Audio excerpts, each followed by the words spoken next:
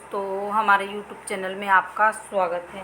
शिक्षा विभाग से जुड़ी हुई कोई भी जानकारी होती है तो हम आप तक सबसे पहले पहुंचाने का प्रयास करते हैं। जैसा कि आप सभी को मालूम है, वर्ग 2 भर्ती पर कोर्ट केस लगा है और इसका रिजल्ट जारी नहीं हो पा रहा है, जिसके कारण अभ्यर्थी बहुत परेशान है।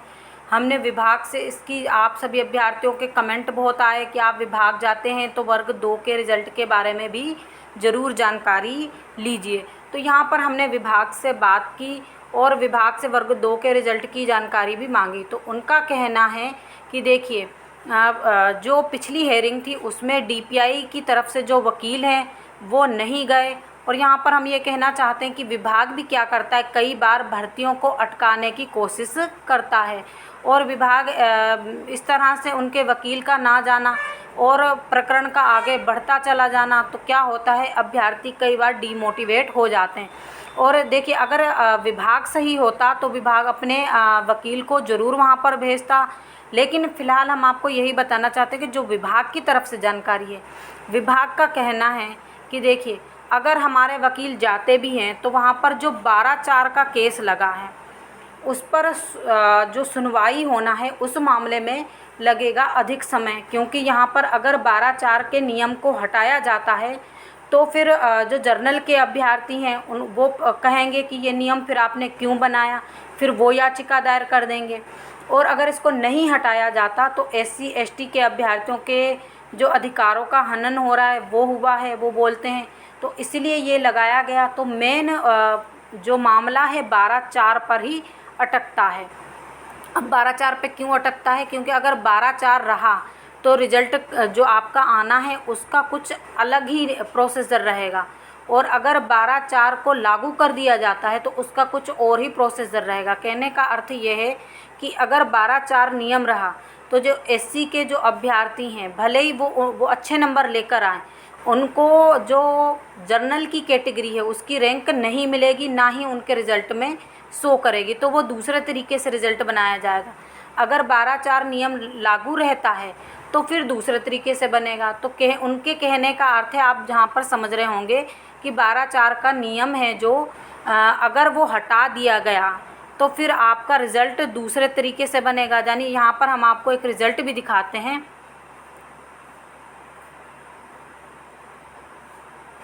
तो यहाँ पर आप एक रिज़ल्ट देखिए, ये वर्ग 1 के अभ्यर्थी का हम आपको एक रिज़ल्ट दिखा रहे हैं।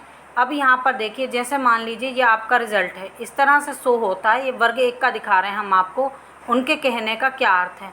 अब देखिए, यहाँ पर अगर 12/4 नियम लागू रहता है तो क्या होगा।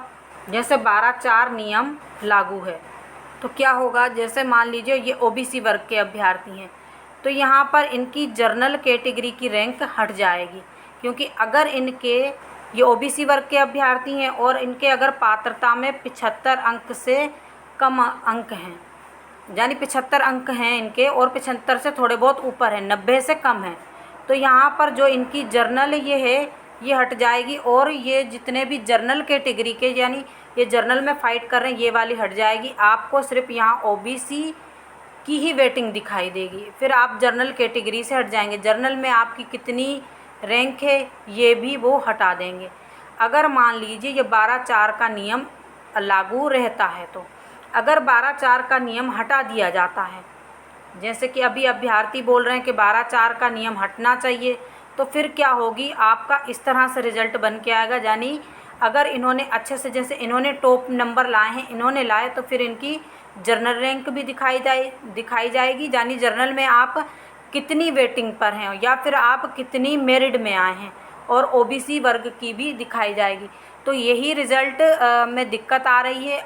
तो इसलिए ये चाहते हैं विभाग वाले कि जिन अभ्यर्थियों ने कोर्ट में याचिका दायर की है वो अपनी याचिका वापस ले लें। इसीलिए इनके वकील जो हैं नहीं गए हैं, क्योंकि फिर यहाँ पर दूसरी बात, पहला ये सुन लीजिए, इसलिए इनके वकील नहीं गए थे उस दिन।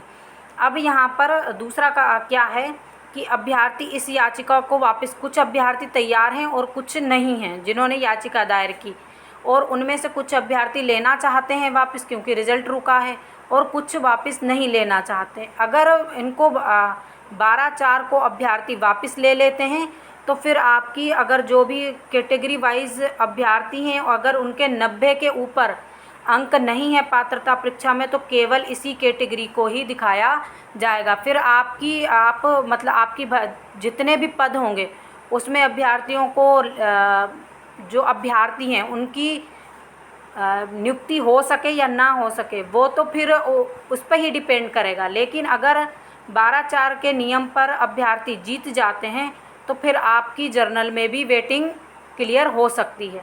तो इस प्रकार से ये प्रॉब्लम जा रही है।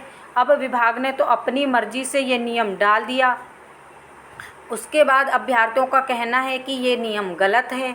अगर ये नियम हटता है तो सभी अभ्यर्थियों को फ़ायदा होता है, जर्नल वालों को उनके पद चले जाते हैं, क्योंकि जर्नल कैटेगरी पर फिर अन्य अभ्यर्थी फ़ाइट करके वो पद ले लेते हैं और फिर जर्नल वालों की जो रैंकिंग नीचे वालों की है ना, वो वेटिंग क्लियर नहीं हो पाती है।